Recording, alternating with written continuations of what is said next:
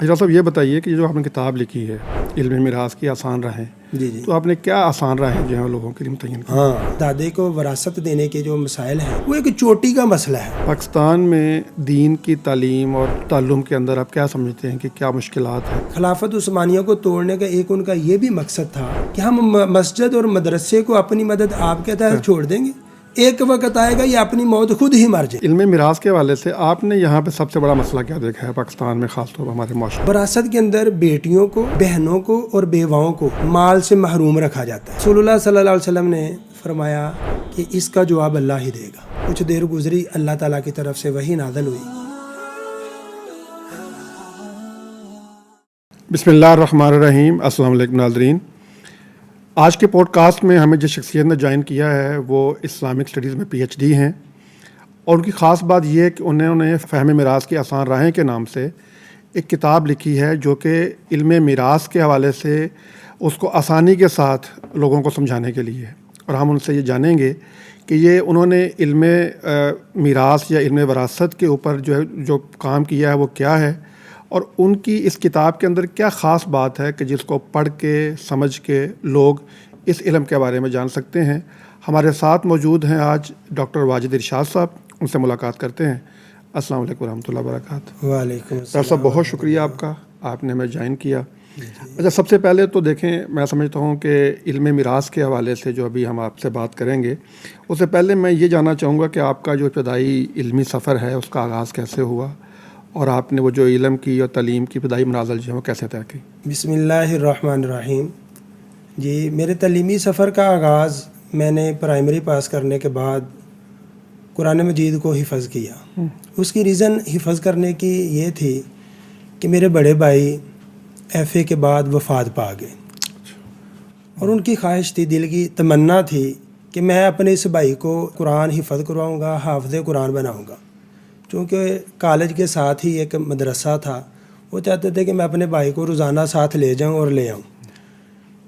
وفات پا گئے تو میری والدہ کی اب خواہش تھی کہ میرے بیٹے کی یہ خواہش تھی تو کیوں نہ ہو کہ میں اپنے بیٹے کو دین کے لیے چنوں۔ اس خواہش کے مد نظر رکھتے ہوئے والدہ نے مجھے قرآن کریم حفظ کرنے کے لیے داخل کروایا۔ میں نے الحمدللہ تقریباً 2-2.5 سال میں قرآن کریم مکمل حفظ کر لیا۔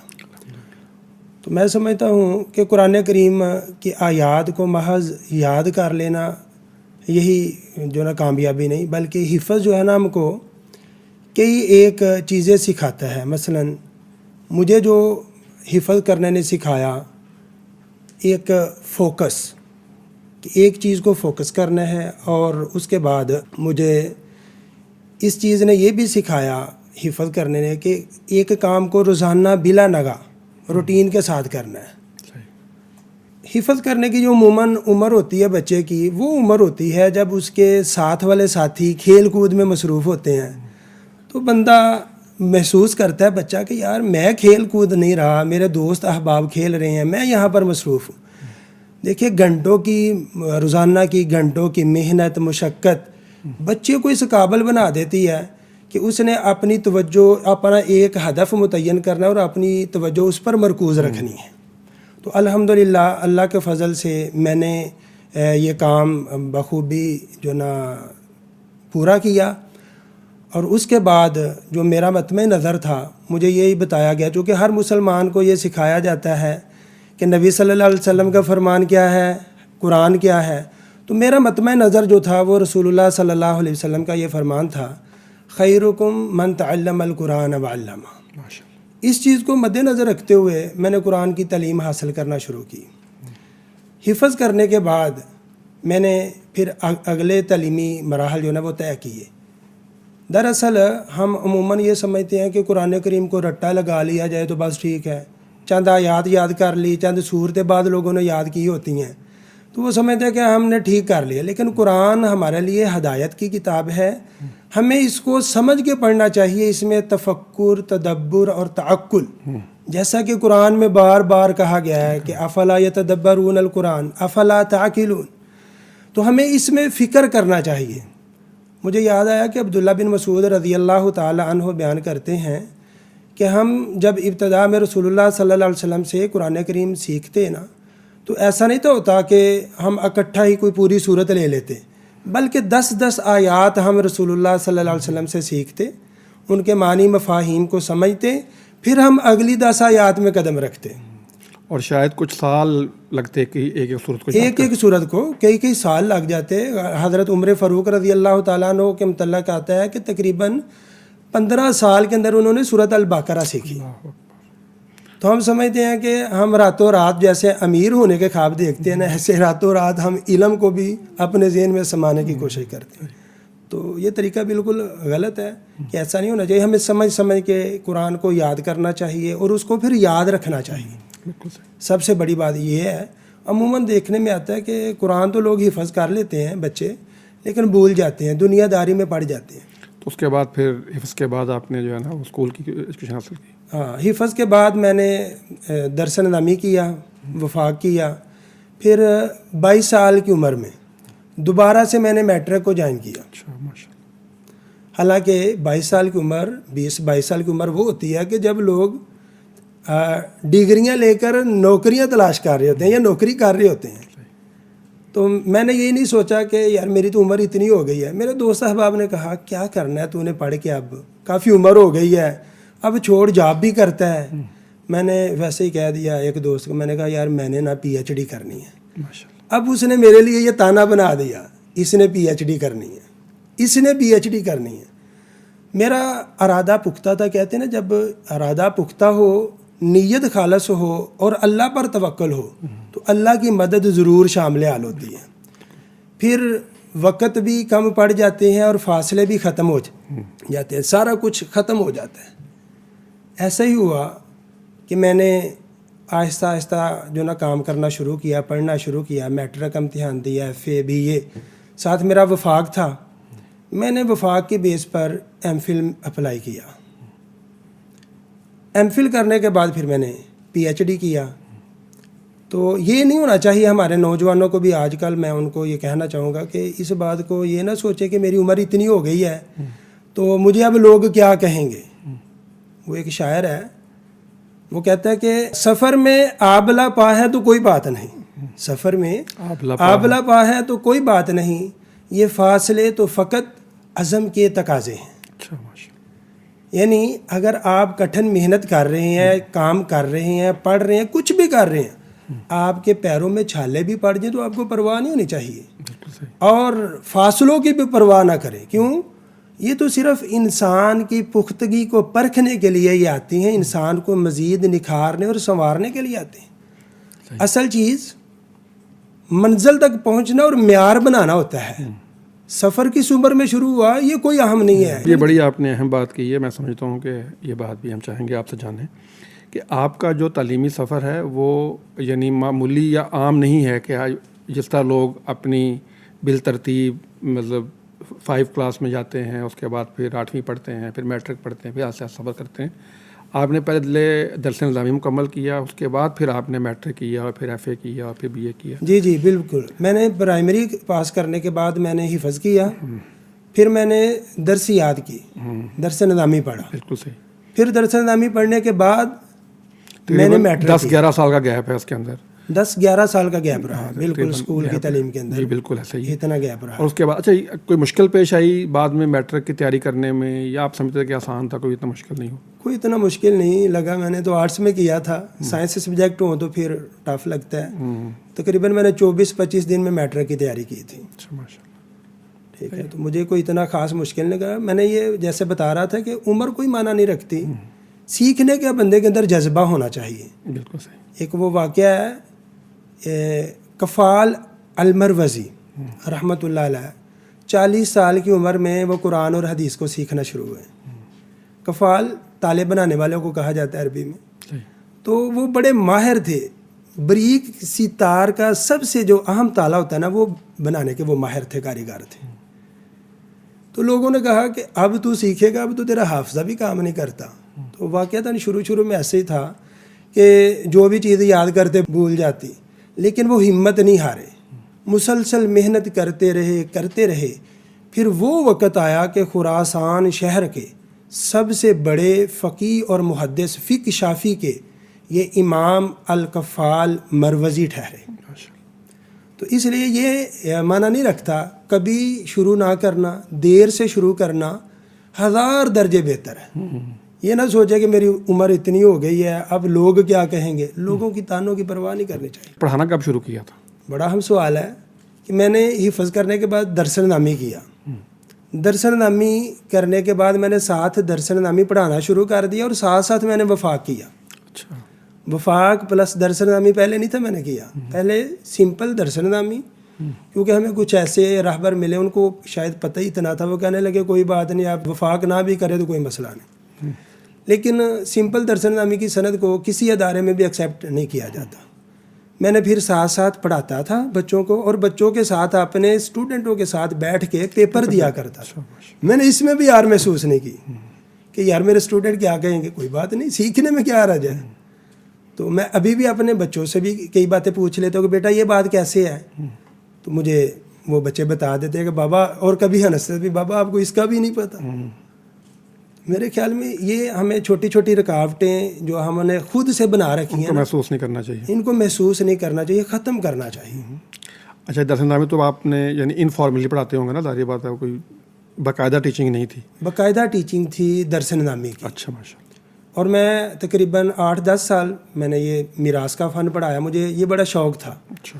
ایسے ہی صرف اور نحو یہ میرے جو نا بنیادی موضوع تھے. صرف، نحو، اصول حدیث اور اصول فقہ، اور ساتھ یہ میراث. تو میں نے الحمدللہ تقریباً 18.5 سال درسن نامی پڑھایا. پھر اسی ٹیچنگ کے ساتھ ساتھ میں نے کچھ ٹائم ہاف کر دیا مدرسے کے لیے، درسیات کے لیے. کچھ ٹائم میں نے کالج میں دینا شروع کر دیا. ساتھ ہاف ٹائم کالج میں جاتا تھا اور ہاف ٹائم مدرسے میں پڑھاتا تھا. Private college? جی، پرائیویٹ میں. اور CTI جاب بھی ہوئی میری ڈگری کالج ٹسکا فار بوائز میں. وہاں پر BS کی کلاسز تھی، لڑکیوں کی اور لڑکوں کی، ان کو پڑھایا کرتا تھا. کیونکہ سرکاری اداروں میں عموماً کو ایجوکیشن ہوتی ہے، تو وہاں پہ میں BS کی کلاسز پڑھاتا رہا. CTI بطور ٹیچر تھا میں وہاں پر ہائر. پھر بعد میں اس کے بعد میں پرائیویٹ کالجز میں GC یونیورسٹی ہے فیصل آباد کی، اس کے جو بچے ہیں طالبات، ان کا کورس، ان کا سلیبس میں پڑھاتا ہوں. اسلامیات اور ترجمات القرآن. یہاں سیالکوٹ میں ڈسکا شہر میں. ڈسکا شہر میں. ہاں، 2 کالجز ہیں وہاں پہ پڑھا رہا ہوں، کیپس اور سپیریئر کالج. تو یعنی پرائیویٹ ٹیچنگ بھی چل رہی ہے، اور ابھی بھی آپ مدرسے وغیرہ کے اندر پڑھا رہے ہیں، درسن نامی بھی پڑھا رہے ہیں؟ ہاں، ابھی اس طرح کے لڑکوں کو پڑھانا میں نے چھوڑ دیا ہے، کیونکہ اداروں کی مجبوریاں ہوتی ہیں. وہ فل ٹائم مانگتے تھے. میں نے کہا بھائی ایسے میں سروائیو نہیں کر سکتا. میرا جو پرپز تھا PhD کرنے کا کوئی پیسہ کمانا نہیں تھا، کیونکہ یہ تو عمر اب گزر چکی تھی نا. اب 38-40 سال کی عمر میں جا کے 38 سال کی ایج میں بندے کا MPhil PhD مکمل ہو تو وہ جاب کیا کرے گا. میرا جو مقصد تھا وہ یہ تھا کہ میں ان اداروں میں جا کے پڑھاؤں، پرائیویٹ اداروں میں، پرائیویٹ سیکٹر میں، جو لوگ مختلف ذہنوں کے ہیں، اور ان کے عقائد کی، ان کے نظریات کی اصلاح کی جائے. اور یقین مانے بہت زیادہ فائدہ ہوا مجھے. بہت زیادہ بچوں کے سوالات، ایسے بچیاں بھی ہیں، ایسی طالبات بھی مجھے ملی کہ جو BS کے 7ویں 8ویں سیمسٹر میں ہیں، لیکن سر ان کو نماز نہیں آتی. کیوں؟ پڑھایا نہیں گیا، سکھایا نہیں گیا. ان کا توجہ ہی مادیت کی طرف ہے نا. مال کمانا مقصد ہے، ڈگری لینا ہے، جاب کرنی ہے. ڈگری کا مقصد کوئی جو سکل ہے، کوئی فن ہے، وہ آگے اپنی عوام تک، اپنے لوگوں تک، اپنے ہم وطنوں تک پہنچانا مقصد نہیں ہوتا. تو میں نے اس غرض سے کیا ہی نہیں تھا. لیکن میں سروائیو نہیں تھا کر پا رہا. میں نے معذرت کر لی کہ میں صرف کالجز میں ہی پڑھاؤں گا. لیکن کالجز میں پڑھانے کے ساتھ ساتھ میری وائف اور میں دونوں مل کے ہم نے اپنے ہی علاقے میں ایک بچیوں کا ادارہ شروع کیا ہوا تھا. ایک طالبہ سے حضور ہم نے شروع کیا، صرف ایک اسٹوڈنٹ تھی. اب الحمدللہ ہمارے پاس 35-40 کے قریب بچیاں، کچھ آن لائن بھی پڑھتی ہیں، کچھ ویسے بھی صرف وفاق کا کورس کرنے والی. باقی الحمدللہ پورا دن سلسلہ چلتا رہتا ہے، بچے آتے رہتے ہیں. میں نے ایک قرآن و سنہ انسٹیٹیوٹ کے نام سے ادارہ بنایا ہے. الحمدللہ اس کے لیے اب پراپر مجھے جگہ بھی مل چکی ہے. تو انشاءاللہ موسم کی کچھ بہتری ہوتی ہے تو ادارہ بھی شروع کرتے ہیں. آپ نے فرمایا کہ آپ نے علم میراث کے اندر بھی آپ کا آپ کہہ لیجیے کہ شوق بھی تھا، اور آپ نے اس کے لیے بڑی کوشش بھی کی. تو جب اس کے لیے کتاب لکھنے کا آپ نے سوچا تو اس کے پیچھے کیا محرک تھا؟ اس کے پیچھے یہ محرک تھا کہ میرے جو کچھ طالب علم تھے نا وہ کہتے تھے سر جب آپ پڑھاتے ہیں نا تو ہمیں بڑا آسان لگتا ہے, سمجھ آتی ہے. تو جب ہم اپنی سلیبس کی کتاب سے پڑھتے ہیں, کوئی اردو شرح بھی لے لیں تو ہمیں وہ سمجھ نہیں آتی جو آپ سمجھاتے ہیں, تو کیوں نہ ہو کہ آپ ایک کتاب لکھیں. میں نے کہا چلے بیٹا ٹھیک ہے شروع کر لیتے ہیں. نوٹس وغیرہ تو پہلے طالب علمی دور کے بھی اکٹھے کیے ہوئے تھے. میں نے ان کو ایک ترتیب دینا شروع کی. میں نے جتنے سال پڑھایا نا سر, ہر سال مجھے وراثت پڑھانے میں ایک نئی سے نئی چیزیں ملی ہے. تو میں نے ان چیزوں کو اس کے اندر میں لکھتا گیا, ایڈ کرتا گیا. تو کافی زیادہ محنت کرنی پڑی, کچھ بزرگوں سے بھی مشاورت لیتا رہا. لیکن جب میں نے پہلی دفعہ یہ کہا نا کہ میں نے کتاب لکھنی ہے اس فن پہ, تو ہر جگہ پہ ٹانگیں کھینچنے والے بھی آتے ہیں. جیسے میں نے کہا کہ میں نے 22 سال کی ایج میں جب پڑھنا شروع کیا نا, کہنے لگا اب کیا پڑھ کے کرنا ہے. ایسے میرے دوست کہنے لگے یار کس فن پہ کتاب لکھ رہا ہے, مارکیٹ بھری پڑی ہے. اس وقت میں نے ان کو پتہ کیا کہا تھا, میں نے کہا مارکیٹ تو بھری پڑی ہے لیکن واجد ارشاد کے نام سے کتاب نہیں لکھی پڑی. میں اپنے نام کے ساتھ کتاب لکھنا چاہتا ہوں. لیکن الحمدللہ مجھے اب اس بات پہ فخر ہوتا ہے جب میں دیکھتا ہوں اپنی کتاب دیگر اردو میں لکھی گئی کتب کے مقابلے میں بر صغیر پاک و ہند کے اندر الحمدللہ ایک منفرد کتاب ہے, اپنی نوعیت کی یہ منفرد کتاب ہے. یہ نہیں کہ میں نے لکھی ہے اس لیے. آپ بھی پڑھیے گا, مطالعہ کیجیے گا, انشاءاللہ میں ساتھ لے کے آئے ہوں, آپ کو گفٹ کروں گا, آپ ضرور پڑھنا. بالکل. اچھا یہ فرمائیے کہ آپ نے اس سفر کے دوران جو آپ کا ایک تعلیمی سفر بھی رہا, پھر اس کے بعد آپ نے پڑھانے کے دوران بھی اور کتاب لکھنے کے اس پورے سفر کے دوران ظاہر بات ہے بہت مشکل مرحلے بھی آتے ہیں.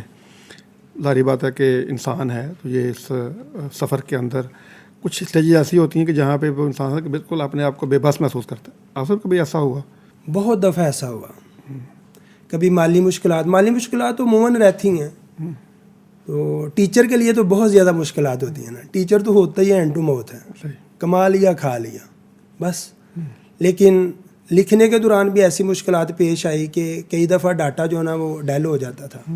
میں نے کسی سے پراپر کمپیوٹر سیکھا نہیں ہے لکھنا, لیکن الحمدللہ میں نے خود سے ہی اپنا ایم فل کا PhD کا تھیسس میں نے خود ٹائپ کیا ہے, اور کتاب بھی میں نے خود سے ٹائپ کی ہے.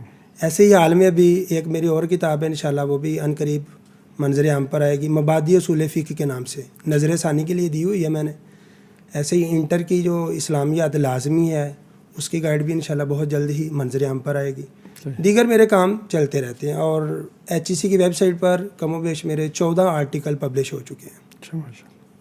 تو یہ سارا آپ نے خود ہی کمپوز کیا ہے؟ میں نے خود ہی کمپوز کیا. سیکھنے میں نے بتانے کا مقصد یہ ہے کہ اتنی دقت آتی ہے کہ کئی دفعہ سیو کرنا بھول گئے, یا پھر کئی دفعہ اس کو ڈیل کر دیا, یاد ہی نہیں رہا کہ یہ کہاں سے کرنا ہے, کیا کرنا ہے. تو اب تو بہت زیادہ جدید دور آ گیا ہوا ہے کہ ہمارے جو لوگ ہیں وہ AI کو بہت زیادہ یوز کرتے ہیں. لیکن AI کوئی حتمی ٹول نہیں ہے قرآن حدیث کے اندر بالخصوص, کیونکہ یہ بہت سی بوگس چیزیں بھی دیتا ہے. ایک دفعہ میں BS کا لیکچر تیار کر رہا تھا, رات گئے تک لگا رہا, تقریباً 17 یا 18 بار میں نے اس کو بولا کہ بھائی یہ آیت کریمہ قرآن میں نہیں ہے, کیونکہ میں حافظ تھا. کوئی اور ہوتا تو وہ تو مان لیتا کہ یہ قرآن کی آیت ہے.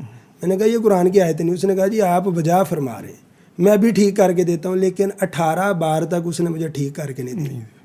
کوئی عام بندہ ہوگا وہ تو مان لے گا. تو اس لیے یہ کوئی AI اتنا اچھا ٹول نہیں ہے جتنا لوگوں نے اس کو اپنے لیے اہم بنا رکھا ہے. دین کے معاملے میں بالخصوص لوگ اس سے مسئلے پوچھتے ہیں. علماء کی اہمیت کو تو پہلے نہیں تھے نا سمجھتے, تو اب بالکل علماء کی اہمیت کو سمجھنا چھوڑ رہے ہیں. کہ جو بھی بات پوچھنی ہے گوگل سے پوچھیں, جیمنائی سے پوچھیں, چیٹ GPT سے پوچھیں, یا دیگر ذرائع سے پوچھیں.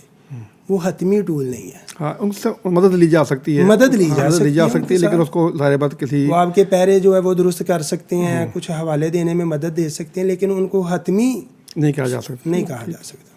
اچھا, آپ عربی, فارسی, انگریزی, عربی ظاہر بات جب آپ تھیسس لکھتے ہیں تو آپ انگلش بھی اس میں آتی ہے, عربی فارسی وغیرہ بھی آپ نے سیکھی ہے؟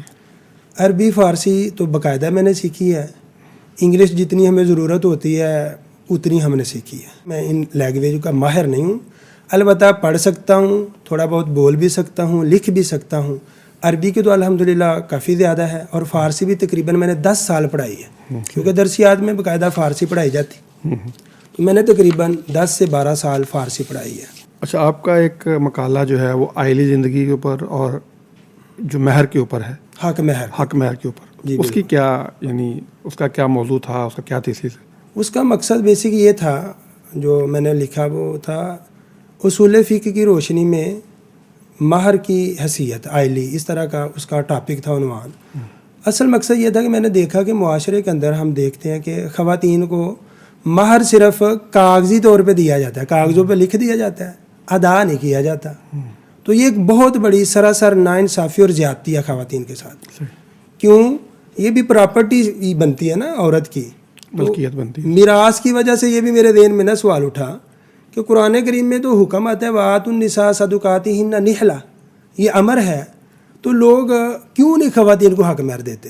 عموماً یہ دیکھنے میں ملتا ہے، ایک میری عزیزہ تھی، اس کی شادی تھی، تو اس کے موقع پہ کہنے لگے جی حق مہر لکھوائیں۔ مجھے کہنے لگے جی حافظ صاحب آپ بتائیں کیا حق مہر ہونا چاہیے؟ میں نے کہا لڑکا کھاتا پیتا ہے تو اس کے وسائل کے مطابق ہونا چاہیے۔ تو لڑکی کا جو چاچو وہ بولا، وہ کہنے لگا شرعی حق مہر لکھوا دیں۔ میں نے کہا شرعی حق مہر کیا ہے؟ حق مہر ہوتا ہی شرعی ہے، حق مہر ہوتا یہ ہی کیا کہہ رہے ہو کہ شرعی حق مہر نہیں؟ وہ جو 32.5 روپے متعین کیے گئے تھے نا، وہ اس کے ذہن میں تھا۔ میں نے کہا بھائی ایسا نہیں ہے، 32.5 روپے میں تو اب نان ٹکی بھی نہیں آتی، ایک وقت کا کھانا میسر نہیں آتا، چلیں جی 5,000 لکھوا دیں۔ میں نے کہا یہ بھی وسعت سے کام ہے بہت زیادہ، تو یہ اچھا حق مہر ہونا چاہیے اپنی استطاعت کے مطابق۔ تو میں نے اس آرٹیکل کے اندر باقاعدہ دلائل دیے، اور میں نے یہ پابند کیا ہے خواتین کو کہ وہ ان کا حق ہے اور فوری طور پہ وہ حق لیں۔ عموماً لڑائیاں جھگڑے اس وجہ سے ہوتے ہیں، گھروں کے اندر خرابیاں نچاکیاں پیدا ہوتی ہیں، کچھ وقت گزرتا ہے نا تو خاتون مطالبہ کرتے جی میرا آپ کے پاس حق مہر ہے مجھے وہ دیں، تو خاوند کہتا ہے میں تو کوئی دو گلا میرے پاس ہے تیرا حق مہر کوئی بات نہیں۔ اگر وہ زور سے مطالبہ کرے تو لڑائیوں تک نوبت آ جاتی ہے۔ حق مہر ایک مناسب مقدار میں ہونا چاہیے، ایسے نہیں کہ لڑکی والے کہیں جی ہم نے تو اب لڑکی جو بیچ ہی دی ہے، اتنا حق مہر لکھوا دیا جائے، اور لڑکے والا بھی بوجھ محسوس کرے کہ میں اتنا حق مہر تو دے نہیں سکتا۔ مجھے یاد ہے کہ حضرت عبد الرحمن بن عوف رضی اللہ تعالیٰ عنہ کی شادی ہوئی، تو رسول اللہ صلی اللہ علیہ وسلم نے پوچھا عبد الرحمن شادی کی ہے؟ ہاں اللہ کے رسول شادی کی۔ حق مہر مقرر کیا؟ اللہ کے رسول ہاں۔ کیا مقرر کیا؟ فرمانے لگے میں نے کھجور کی گٹلی کے برابر سونا جو نا وہ متعین کیا ہے۔ اللہ کے رسول نے کہا پھر اولیم ولو بشات، ولیمہ کرو چاہے ایک بکری ہی ذبح کیوں نہ کرو، یعنی ولیمے کی بھی اہمیت ساتھ بتائی اور حق مہر کی بھی بتائی۔ مختلف اوقات میں مختلف ادوار میں حق مہر مختلف رہے ہیں۔ مثلا حضرت فاطمہ الزہرا کا 500 درہم حق مہر متعین ہوا۔ ایسے ہی اللہ کے رسول کی کچھ بیویوں کے بھی بہت زیادہ بھی حق مہر تھے، اور بہت کم بھی ہے۔ جیسے ایک مرد نے کہا کہ میرے پاس جوتے کے 2 جوڑے ہیں، وہ جوتا دے کے اس نے حق مہر شادی کر لی۔ ایسے ہی ایک صحابی وہ کہنے لگا اللہ کے رسول میری شادی کر دے۔ ایک خاتون آئی نا، اللہ کے رسول میں آپ سے شادی کرنا چاہتا ہوں، اللہ کے رسول نے منہ موڑ لیا۔ دوسری طرف آئی اللہ کے رسول میں آپ سے مخاطب ہوں، اللہ کے رسول نے دوسری طرف منہ موڑ لیا۔ تیسری بار جب خاتون کہنے لگی نا تو ایک صحابی کھڑا ہوا، اللہ کے رسول اگر آپ کو حاجت نہیں نا تو میں شادی کرنے کے لیے تیار ہوں۔ اللہ کے رسول نے کہا تیرے پاس دینے کے لیے کچھ حق مہر ہے؟ وہ کہنے لگا میں تلاش کر کے لاتا ہوں۔ گیا نہ کوئی تلاش بن سکی۔ کہنے لگے تجھے کوئی قرآن آتا ہے؟ کہنے لگا خوشی کے ساتھ مجھے فلاں فلاں فلاں صورت آتی ہے۔ اللہ کے رسول نے کہا چل بھائی اس کو تو یہ صورتیں یاد کروا دینا، یہی تیرا حق مہر ہے۔ تو اس لیے حق مہر کو یہ کہنا کہ فکس کرنا بالکل غلط بات ہے۔ عمر فاروق رضی اللہ تعالیٰ عنہ نے ایک دفعہ ممبر پہ خطبہ ارشاد فرمایا، عورتوں کا حق مہر متعین کرنا چاہا کہ لوگوں کے لیے نکاح کو آسان بنایا جائے، نیت ان کی اچھی ہے۔ ابھی خطبہ دے کے ہٹے تو مجمع میں سے ایک عام عورت نے کھڑے ہو کے نے کہا عمر قرآن کہتا ہے وَآتَيْتُمْ إِحْدَاهُنَّ قِنْطَارًا، تم نے ان کو ایک خزانہ بھی دے رکھا ہو تو اس کا واپسی کا مطالبہ نہیں کر سکتے، تم کون ہوتے ہو حق مہر کو متعین کرنے والے؟ عمر فاروق رضی اللہ تعالیٰ عنہ واپس ممبر پر آئے، یہ نہ سوچا کہ میرے پاس اختیارات ہیں، میں امیر المومنین ہوں، ایگو پرابلم نہیں بنائی، بلکہ کیا کیا؟ کہا اخطا عمر و اصابت امرا، عمر سے بھول ہو گئی اور عورت نے درست کہا ہے۔ تو ان لوگوں کے یہ جذبے تھے، اپنی غلطی کو سدھارنا بھی چاہیے، بات پہ ڈٹ نہیں جانا چاہیے، جہاں پہ غلط ہو غلطی تسلیم کرنی چاہیے۔ ہمارے ہاں عموماً یہ بھی مسئلہ جو نا زیر بحث آتا ہے کہ ہم لوگ سمجھتے ہیں جو میں نے کہا ہے وہ حتمی ہے، جو دوسرا کہہ رہا ہے جو دوسرا کہہ رہا ہے غلط ہے۔ من چو دیگر نیست، جو میں ہوں دوسرا کوئی ہو ہی نہیں سکتا، میرے علاوہ کسی اور کی بات ماننا، بعض لوگ تو یہ بھی سمجھ لیتے ہیں جیسے غیر اللہ کی عبادت کی جانے لگی ہے۔ اچھا یہ بتائیے ڈاکٹر صاحب، علم میراث کے حوالے سے آپ نے یہاں پہ سب سے بڑا مسئلہ کیا دیکھا ہے پاکستان میں، خاص طور پر ہمارے معاشرے کے اندر؟ اس کے اوپر بھی میں نا بنیادی طور پہ میں نے ایک آرٹیکل بھی لکھا ہوا ہے، علم الفرائض کی بنیادی اہم مباحث، یہ بھی HEC کی ویب سائٹ پر شائع ہو چکا ہے، ٹھیک ہے۔ میں نے جو پاکستان کے اندر جو مسئلہ دیکھا ہے نا، وہ یہ ہے کہ لوگ شرعی طور پہ اس کو تقسیم نہیں کرتے۔ شرعی طور سے مطلب والد کی یا والدہ کی ڈیتھ ہوئی، وفات ہوئی، تو لوگ اب نہ شرم کے مارے وراثت کو تقسیم نہیں کرتے۔ لوگ کیا کہیں گے، ابھی تو باپ کو دفنا کے آئے ہیں تو وراثت کی باتیں کرنے لگ گئے، ٹھیک ہے۔ عموماً وراثت کے اندر بیٹیوں کو، بہنوں کو اور بیواؤں کو مال سے محروم رکھا جاتا ہے، یہ بہت بڑا المیہ ہے ہمارا۔ جبکہ قرآن کریم کے اندر 8 عورتوں کو حصہ دینے کی بات ہوئی ہے اور 4 مردوں کو حصہ دینے کی بات ہوئی ہے، یعنی عورتیں زیادہ ان کے حق بیان ہوئے ہیں۔ بیٹے کا تو حصہ یہ کہا گیا جی جو بچ جائے وہ اس کا ہے، یا بیٹی کے ساتھ آئے تو بیٹی سے دگنا لے گا، لیکن بیٹی کا اسپیسیفک الگ سے حصہ بیان کیا کہ اگر بیٹی ایک ہے تو اس کے لیے 1/2 ہے، اگر بیٹی ایک سے زیادہ 2 3 4 5 جتنی بھی ہیں ان کے لیے 2/3 ثلثان کا حصہ مقرر کیا گیا ہے، ٹھیک ہے۔ تو ہمارے ہاں اکثر بیٹیوں کا، بہنوں کا اور بیواؤں کا حصہ دبانے کے لیے اس کی تقسیم کو تاخیر سے کیا جاتا ہے کہ ہم ان کو منا لیں گے، ہم یہ کر لیں گے۔ یقین مانیں یہ وراثت کے اندر تقسیم میں تاخیر کرنا اب جو نیا موڑ لے چکا ہے نا، وہ یہ ہے کہ لوگ قطع رحمی کر رہے ہیں، ایک دوسرے کے جانی دشمن بنے ہوئے ہیں۔ میں ایک فیملی کو جانتا ہوں ذاتی طور پر، 4تھی پشت آ گئی ہے ان کی، اور ابھی تک ان کی جائیداد جو نا پراپرٹی تقسیم نہیں ہوئی۔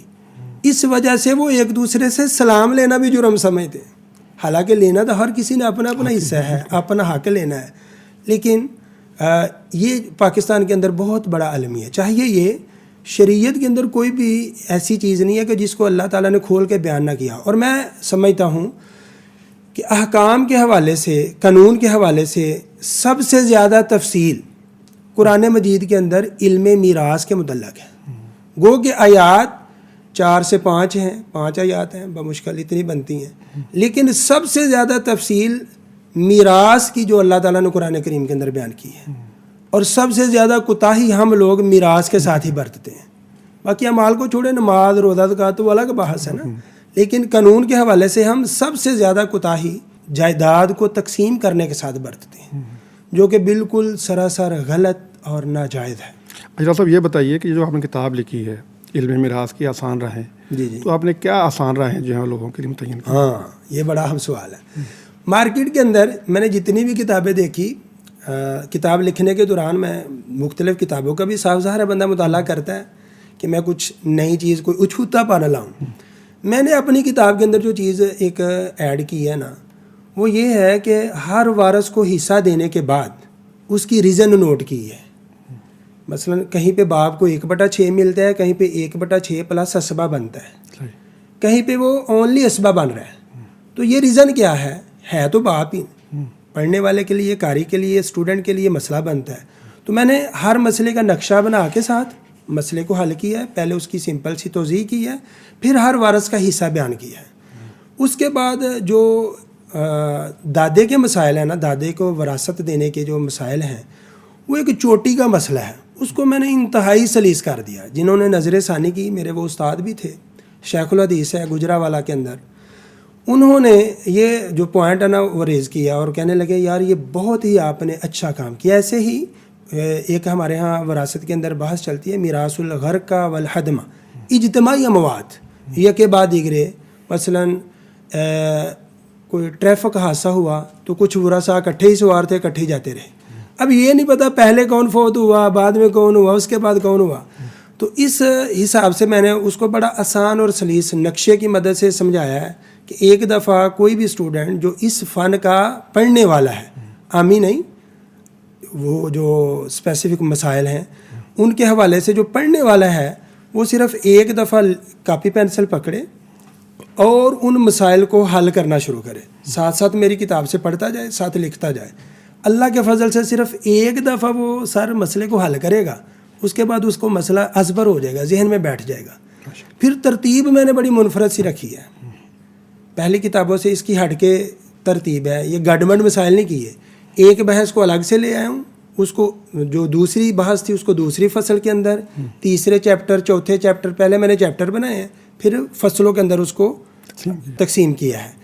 ایسے ہی اس کے اندر ایک یہ بھی خوبی ہے کہ میں نے اصل مسئلہ بنانے کے 3 میتھڈ استعمال کیے ہیں. عموماً کتابوں کے اندر صرف ایک قدیم ہی طریقہ چلا آ رہا ہے کہ نسبتیں چیک کریں, نسبت تماثل کی ہے, تداخل کی ہے, توافق کی ہے یا تباین کی. میں نے ایک لاسٹ پہ فارمولہ دیا ہے جو بڑا ایزی ہے کہ آپ جو بھی مرضی مسئلہ ہو, آپ نے اس کا اصل مسئلہ 2400 بنا لینا ہے, اس سے ہر وارث کو حصہ دیتے جانا ہے. تو اللہ کے فضل سے بالکل عام بندہ بھی اس کو اگر فالو کرتا ہے تو حصے دے سکتا ہے. پھر حجب کی بحث ہوتی ہے کہ ورثاء کو وراثت میں جو حصے دینے میں کون کون حائل ہوتا ہے. مثلاً فوت ہونے والے کے بھائی وارث تو نہیں بنتے ہر وقت, یا بہنیں بھی وارث نہیں بنتی. اگر مرنے والے کی, فوت ہونے والے کی نورینہ اولاد ہو, بیٹا ہو, تو بھائی محروم ہو جاتے ہیں, بہنیں بھی محروم ہو جاتی ہیں. تو حجب کی بحث کو بھی بڑا میں نے تفصیل کے ساتھ اس طرح کا, مجھے کسی کتاب میں, بر صغیر کی کتابوں کی بات کر رہا ہوں, اردو کی, مجھے اس انداز سے ترتیب نہیں ملی جو میں نے عربی کتابوں سے اخذ کر کے, دیگر اپنے شیوخ سے رابطہ کر کے, مطالعہ کر کے جو بحثیں میں نے شامل کی ہیں. ان کو پڑھنے کے بعد بندے کے ذہن کے اندر یہ بات واضح ہو جاتی ہے کہ کس کی وجہ سے بندہ کتنا وراثت سے محروم ہوتا ہے. کلی طور پہ بھی نہیں ہوتا, کچھ ہوتے ہیں ورثاء جو جزوی طور پہ محروم ہوتے ہیں, کچھ ورثاء ہوتے ہیں جو کلی طور پہ محروم ہو جاتے ہیں, کچھ ورثاء ایسے ہوتے ہیں کہ جو بڑے حصے سے چھوٹے حصے کی طرف آ جاتے ہیں. تو یعنی میں نے بڑی اچھی ترتیب کے ساتھ اس کے اندر جو نا بیان کیا ہے.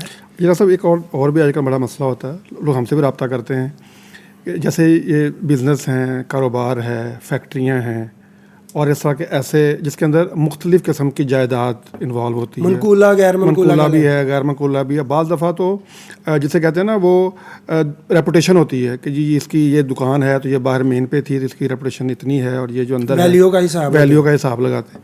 تو یہ بڑے یعنی ہوتے ہیں بعض دفعہ سیٹل کرنے بڑے مشکل ہوتے ہیں. اس کے حوالے سے بھی کچھ کام کر رکھا ہے آپ نے؟ اس کے حوالے سے اسپیسیفک میں نے تو قوانین دیے ہیں نا, تو یہ تو الگ مسائل پوچھے جاتے ہیں نا فتووں میں. فتویٰ دیا جاتا ہے کہ جی کیا کریں کہ اتنی رقم ہے, مثلا جو حساب ہے, اگر سمجھتے ہیں کہ ویلیو زیادہ ہے کچھ دکانوں کی, کچھ پلاٹس کی ویلیو زیادہ ہے, تو حساب لگا لیا جائے گا, اس کی قیمت لگوا لی جائے گی ماہرین سے, ایک نہیں 2 4 5 لوگوں سے, پھر ان کی مشاورت سے ایک رقم جو ہے نا وہ طے کی جائے. کوئی دوسرا ادا کر کے رکھنا چاہتا ہے تو رکھ لے, دوسروں کو وہ پیسے دے دے. تو آپ کے پاس لوگ آتے ہیں اس طرح کا لے کر مسائل کے؟ بالکل آتے ہیں لوگ, ایسے مسائل لاتے ہیں. صحیح, ٹھیک ہے, تو ان کو حل کر کے دیتے ہیں. بالکل ٹھیک. طلاق کے بھی اکثر مسائل, زیادہ تر طلاق کے آتے ہیں, یا پھر یہ جو کاروبار چل رہا ہے آن لائن, ٹھیک ہے, کرپٹو کرنسی کے حوالے سے, ایسے سوالات زیادہ تر آتے ہیں. آپ نے ماشاءاللہ جو ہے نا انتظامی طور پر بھی اداروں کو, جیسے ابھی آپ فرما رہے تھے کہ آپ نے ادارہ بھی چلایا ہے, بچیوں کا ایک ادارہ بھی آپ چلا رہے ہیں. پاکستان میں دین کی تعلیم اور تعلم کے اندر آپ کیا سمجھتے ہیں کہ کیا مشکلات ہیں, اور آپ نے اس کا حل کیسے نکالا ہے؟ اداروں کے اندر جو الحمدللہ میں ابھی 2 ادارے چلا رہا ہوں, ایک لڑکیوں کا اور ایک لڑکوں کا ہے. دارالحکمہ انسٹیٹیوٹ حفظ کا ہے لڑکوں کا. ایک تو یہ ہے کہ اس کا حل نکالنے کے لیے ہم کو یہ طریقہ کار اپنایا جا سکتا ہے, جو میرے ذہن کے اندر ہے پرپز, وہ یہ ہے کہ ہم انشاءاللہ جو بچے ہیں وہ بالکل مختصر رکھیں گے. ہم نے 15 کی تعداد تک رکھے ہیں ایک قاری صاحب کے پاس, کہ صرف 15 بچوں کو آپ نے ڈیل کرنا ہے. بچے کی منزل A to Z ہونی چاہیے, بچے کو قرآن اچھے سے یاد ہونا چاہیے. عموماً یہ ہوتا ہے کہ مدارس کے بچے جو ہوتے ہیں ان کو قرآن یاد نہیں ہوتا, قرآن وہ بھول چکے ہوتے ہیں. جب حفظ ہوتا ہے تو پھر وہ جان چھڑوا رہے ہوتے ہیں, شیطان بھی ان پر پے در پے حملے کر رہا ہوتا ہے. چھوڑو یار, کس مصیبت میں پڑ گئے, لوگ تجھے مولوی کہیں گے, تجھے حافظ کہیں گے, تو کسی چکر پہ پڑ گیا ہے. چھوڑ, دیکھ تیرے دوست کتنے کاروباری ہیں, کتنے سیٹل ہیں, ان کا تو بڑے حالات ہی بڑے بہتر ہیں. چونکہ ہم مال کو ہی سب کچھ سمجھتے ہیں, مادیت پرستی ہمارے اوپر ہیوی ہے, تو اس کو ہم اپنے ذہنوں کے اوپر سوار رکھتے ہیں, حالانکہ یہ مال کچھ بھی نہیں ہے. میں تو اپنی طالبات کو عموماً یہ کہا کرتا ہوں کہ بیٹا اصل تعلیم قرآن اور حدیث کی ہے, باقی سب فن ہے. ایک طالبہ کہتے ہیں سر یہ PhD جو آپ نے کیا یہ بھی فن ہے. میں نے کہا بیٹا یہ بھی فن ہے. اصل تعلیم قرآن حدیث کی ہے جو میں نے درسیات میں پڑھی ہے، باقی یہ میں فن ہی سیکھ کے آیا ہوں. ٹھیک ہے. تو اس کا یہ جو ہوتا ہے کہ عموماً جو غالباً آپ نے سوال یہ کیا کہ بچوں کو یہ کیا مشکلات کیا ہوتی ہیں انتظامی طور پر اداروں کی اور اس کا حل کیا ہے؟ اداروں کی جو انتظامی طور پہ مشکلات ہوتے ہیں، اداروں کے پاس اتنے وسائل نہیں ہوتے. سب سے بڑا مسئلہ وسائل. سب سے بڑا مسئلہ یہ ہے. ایون کے بعد ادارے تو ایسے ہیں کہ اگر وہ پے اچھی کرتے ہیں نا تو وہ منتھلی تنخواہ ہی نہیں دے پاتے. ایک ادارہ ایسا بھی ہے، میں ان کو جانتا ہوں ذاتی طور پہ، سال کے بعد وہ پے کرتے ہیں، تنخواہ دیتے ہیں. اب بتائیں کہ ایک بندے کا سرکٹ ہی یہی ہے، وہ 1 سال کہاں سے سرکٹ چلائے گا؟ بہت بڑی یہ رکاوٹ ہے وسائل کا نہ ہونا. اس کی وجہ کیا ہے؟ مین ریزن حکومت کو چاہیے کہ ان اداروں کو سپورٹ کرے. خلافت عثمانیہ کو توڑنے کا ایک ان کا یہ بھی مقصد تھا کہ ہم مسجد اور مدرسے کو اپنی مدد آپ کے تحت چھوڑ دیں گے، ایک وقت آئے گا یہ اپنی موت خود ہی مر جائیں گے. لیکن میں سلیوٹ کرتا ہوں ان لوگوں کو جس دور میں اپنے لیے کسی کے سامنے ہاتھ پھیلانا مشکل ہے، حضور اپنے لیے مانگنا مشکل ہے، وہ اللہ کے دین کے لیے، اللہ کے دین کے پڑھنے والے طلباء کے لیے مانگتے ہیں. تو یقین مانے لوگ بڑی طرح کی باتیں بھی کرتے ہیں، سننے میں آتے ہیں. میں نے تو میرا خیر ایکسپیرینس یہ نہیں ہے کہ میں فنڈنگ کروں، لیکن سننے میں دوست احباب بتاتے ہیں کہ یار فلاں جگہ پہ اس نے یہ بہت غلط بولا، باتیں کی. لوگ کردار کشی کرتے ہیں کہ یہ مولوی یہاں سے ہی کھاتے ہیں. اور بھائی یہ مساجد کی اور مدارس کی خدمت کرتے ہیں تو مساجد اور مدارس نے ان کی ضروریات پوری کرنی ہے نا. مجھے یاد ہے کہ جب میرا CTI جاب ہوئی نا سر، میں گیا کالج کے اندر، فوٹو سیکشن کے لیے بلایا انہوں نے آفس کے اندر پرنسپل صاحب نے. تو وہاں پر صوفے کے اوپر ایک آدمی لیٹا ہوا تھا، بڑی داڑھی تھی. اس نے مجھے دیکھا تو اٹھ کے بیٹھ گیا اور اپنے خاص انداز میں نا، رف سی لینگویج میں کہتا ہے، ہاں جی مولوی صاحب پھر کوئی مسیت بھی سانبھی ہے کہ نہیں؟ مجھے بڑا برا لگا، اور بھی ساتھ پروفیسر تھے کچھ. میں نے بڑے دھیمے سے پولائٹلی سے انداز میں نے کہا کہ سر ہم نے مسجد کو کیا سنبھالنا ہے، مسجد ہم کو سنبھالتی ہے. ہم نے مسجد کو کیا دینا ہے؟ اصل میں مسجد کا ذریعہ بنا ہوا ہے کہ ہم مسجد کی خدمت کرتے ہیں، مدرسے کی خدمت کرتے ہیں، تو ہمارا ذریعہ معاش چل رہا ہے. لیکن ہم ذریعہ معاش کے لیے نہیں کر رہے خدمت، ہم تو خدمت کے لیے کر رہے ہیں. ہم تو دین کی خدمت کر رہے ہیں. یہ وقت جو ہم سپینڈ کرتے ہیں، اتنا وقت گزارتے ہیں، اس وقت کے عوض میں ہم کو پے کیا جاتا ہے. وہ بندہ خاموش ہو گیا. بعد میں جتنی دیر رہا اس نے مجھے کوئی بھی جو ایسی ویسی بات نہیں کی. تو ہمارے معاشرے میں ایسی بھی باتیں، یہ جو مدارس کے اندر لوگ ہوتے ہیں نا، ان کو اس بات کا بھی سامنا ہوتا ہے. تو اس کا حل یہ ہے کہ گورنمنٹ کو چاہیے، حکومت کو چاہیے کہ ان اداروں کو بھی فنڈنگ کرے جیسے دوسرے تعلیمی ادارے. یقین مانے سر گورنمنٹ سیکٹر کے اندر میں نے دیکھا کہ بعض کورسز کے اندر صرف ایک طالب ہے یا صرف ایک طالب علم ہے، لیکن باقاعدہ اس کے لیے لیکچر لگایا جاتا ہے، ٹیچر موجود ہیں، ٹیچر موجود ہے، سب کچھ ہے. تو مدارس کے اندر 50 100 بچہ بھی ایک کلاس کے اندر ہوتا ہے. تو ان کے لیے جو ٹیچر ہائر کیا جاتا ہے اس کو کتنی پے کی جاتی ہے؟ بالکل تھوڑا سا معاوضہ دیا جاتا ہے. پھر لوگ دین کی خدمت نہیں کرنے آتے، کہتے ہیں یار ہم نے اپنی ضروریات پوری کرنی ہے. جیسا کہ حضرت سعد بن ربیع رضی اللہ تعالی عنہ غزوہ احد میں رسول اللہ صلی اللہ علیہ وسلم کے ساتھ شریک ہوئے، شہید ہو گئے. ان کے بھائی نے ان کی ساری جائیداد کو اپنے قبضے میں کر لیا. ان کی ایک بیوہ تھی اور 2 بیٹیاں تھیں. بیوہ نے اپنی بیٹیوں کو ساتھ لیا اور رسول اللہ صلی اللہ علیہ وسلم کے پاس آ گئے، حضور سعد شہید ہو گئے ہیں اور ان کے بھائی نے ساری جائیداد پہ قبضہ کر لیا ہے. یہ 2 بیٹیاں ہیں، مال کے بغیر ان بیٹیوں کی میں پرورش کیسے کروں گی اور ان کی کل کو شادی کیسے کروں گی؟ یعنی مال کے بغیر تو یہ بھی بات ہے کہ کتنے ہی کام ہم نہیں کر پاتے. ہر کام ہم یہ کہہ دیں جی ٹھیک ہے اللہ کر دے گا. اسباب کو اختیار کرنا ضروری ہے. رسول اللہ صلی اللہ علیہ وسلم نے فرمایا کہ اس کا جواب اللہ ہی دے گا. کچھ دیر گزری، اللہ تعالیٰ کی طرف سے وحی نازل ہوئی. یہ اسلامی تاریخ قانون کے حوالے سے پہلے احکام یہ نازل ہوئے. اللہ کے رسول صلی اللہ علیہ وسلم نے سعد کے بھائی کو بلایا اور کہا ایتی ابنتی سعد الثلثین، آپ سعد کی دونوں بیٹیوں کو 2/3 دے دو اور اس کی جو بیوہ ہے اس کو سمن 8واں حصہ دے دو. وما بقیہ فہو لک، جو باقی بچ جائے گا وہ تیرا مال ہے. تو یعنی مال کو ایک ہر دور میں بڑی اہمیت رہی ہے، خواہ وہ کسی صورت میں بھی مال ہو، وہ جانوروں کی صورت میں ہو، وہ کرنسی کی صورت میں ہو، وہ دھات کی صورت میں ہو، سونا چاندی کی صورت میں ہو، مال کی البتہ اہمیت ہے. تو ادارے چلتے ہیں مال کے ساتھ، اخراجات ہوتے ہیں، وہ اخراجات پورے نہیں کر پاتے. اس وجہ سے مدارس کے لوگ جو ہیں وہ یونیورسٹی کی جو تعلیم ہے وہ نہیں دے پاتے. اسی وجہ سے یونیورسٹی اور مدارس کے جو لوگ ہیں ان کے درمیان ایک بہت بڑی خلیج بن چکی ہے. ٹھیک ہے نا. مدارس کے لوگ یونیورسٹی کے لوگوں کو اتنا اچھا نہیں سمجھتے، یونیورسٹی کے لوگ مدارس کے لوگوں کو تو بالکل ہی ان پڑھ سمجھتے ہیں نا.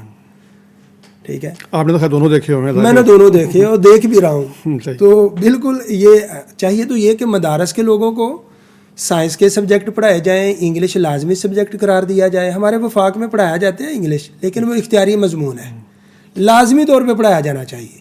کیوں؟ عربی اور انگلش یہ دو زبانیں ایسی ہیں جو اس وقت بہت زیادہ ضروری ہیں. مذہب کو سیکھنے کے لیے عربی زبان پر دسترس ہونی چاہیے، کسی کا محتاج نہیں ہونا چاہیے.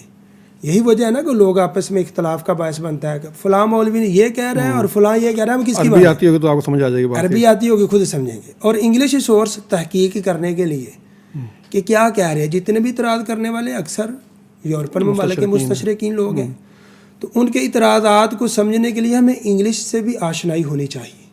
ایسے ہی جدید سہولیات مدارس کے طلباء کو دی جائیں.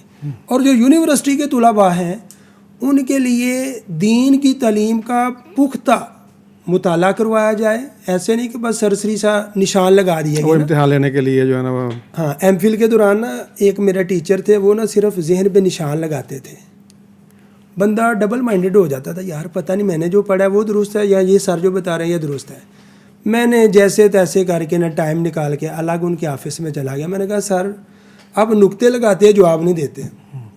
وہ بڑے مزاحیہ سے آدمی تھے. انہوں نے کہا یار میرا کام یہ صرف نکتے لانا ہے، اس سے آگے میرا کوئی کام نہیں ہے. میں نکتے لگاتا ہوں، آپ تحقیق کریں. اب جس نے مدرسے کا پڑھا ہوا ہے وہ تو سیدھی راہ پہ چلے نکلے گا. جس نے مدرسے کا نہیں پڑھا ہوا وہ جدیدیت والے لوگوں کو پڑھے گا تو اس کے ذہن کے اوپر جدیدیت چھا جائے گی. اور وہ بٹکتا بٹکتا بٹکتا کئی ایک نظریات کا، میں نام نہیں لینا چاہتا، کہ ان نظریات کا وہ حامل بن جائے گا. ڈاکٹر صاحب ایک میں چاہ رہا ہوں کہ آخری سوال آپ سے کرنا چاہ رہا تھا کہ تحائف کی اہمیت پر بھی آپ نے تحقیق کی ہے. بالکل. تو کیا اس میں نتیجہ نکلا ہے؟ نتیجہ یہ نکلا ہے کہ تحائف دینا دین اسلام کے اندر سنت ہے، اور رسول اللہ صلی اللہ علیہ وسلم کا فرمان ہے تحادو تحابو، تحفے دو محبت بڑھے گی. بالکل صحیح. ٹھیک ہے. تو میں نے اس آرٹیکل کے اندر یہ ڈسکس کیا ہے کہ ہمارے ہاں تحفہ کب دیا جاتا ہے؟ جب کوئی سرکاری عہدے پر فائز ہو، کوئی حاکم ہو، کوئی قاضی ہو، کوئی محتمم ہو، یا کوئی ایسا مدرس جس سے آپ کا کوئی لینا دینا ہے، کوئی نمبر لگوانے وغیرہ کا سلسلہ ہے، تو تب اس کو اسٹوڈنٹ یا لوگ اس کی رعایا کے لوگ اس کو تحفہ دیتے ہیں. در حقیقت اگر اس منصب کی وجہ سے وہ تحفہ دیا جا رہا ہے، اس منصب کو سائڈ پہ رکھے، پھر دیکھے کہ یہ لوگ مجھے تحفہ دیتے ہیں کہ اگر تو اس منصب کی وجہ سے تحفہ دیا جا رہا ہے تو وہ حرام ہے، وہ رشوت کے زمرے میں آتا ہے، وہ سحت ہے. صحیح بخاری کے اندر روایت آتی ہے کہ ایک صحابی کو اللہ کے رسول نے زکوٰۃ اکٹھی کرنے کے لیے بھیجا. جب وہ مدینہ واپس آئے تو انہوں نے گفٹ جو ہے نا وہ الگ کیے اور زکوٰۃ کا مال الگ کیا. کہنے لگے اللہ کے رسول یہ تو میرے گفٹ ہے نا، تو یہ مسلمانوں کی زکوٰۃ اکٹھی کر کے لائے ہوں. تو اللہ کے رسول صلی اللہ علیہ وسلم غصے میں آئے، ممبر پر چڑھے، خطبہ دیا اور کہا فحل جلسا فی بیتی ابیہ او امیہ وینظر ایہدی. اپنے گھر، اپنی ماں کے یا باپ کے گھر میں یہ بیٹھے نا، پھر دیکھے کہ لوگ اس کو تحفے دیتے ہیں، لہذا یہ تحفوں پہ دیرا حق نہیں ہے. تو ہمارے ہاں عموماً یہی کیا جاتا ہے. ایسے حضرت عمر کو ایک یہودی ایک اونٹ کی ران جو ہے نا وہ گفٹ کیا کرتا تھا. کیس آیا اسی یہودی کا، تو حضرت عمر فاروق رضی اللہ تعالیٰ عنہ کو کہنے لگا امیر المومنین فیصلہ اس طرح صاف اور شفاف کیجئے گا جیسے اونٹ کی ران صاف ہوتی ہے، صفائی کے ساتھ اس کو ساتھ سے اتار دیا جاتا ہے. اشارہ دیا اس نے کہ میں آپ کو اونٹ کی ران گفٹ کرتا ہوں. امیر المومنین نے کہا یہ بے ایمان جو ہے نا مجھے رشوت کی طرف لے کے جا رہا ہے. فوری طور پہ تمام حکام کو لکھوایا کہ جو بھی عہدے اور منصب پر ہوگا وہ رعایا سے گفٹ نہیں لے گا.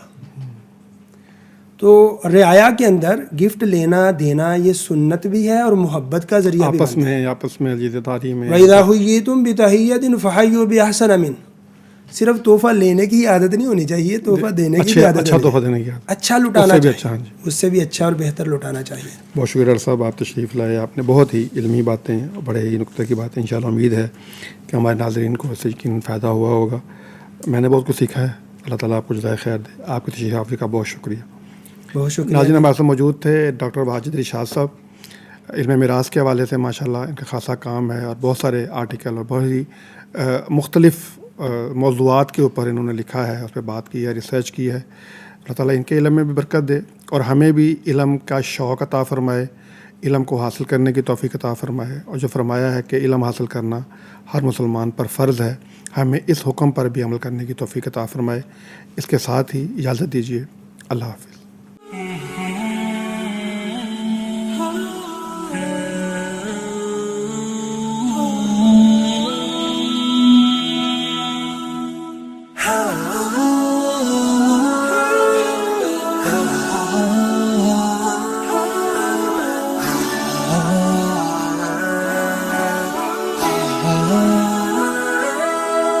يا ظلام الليل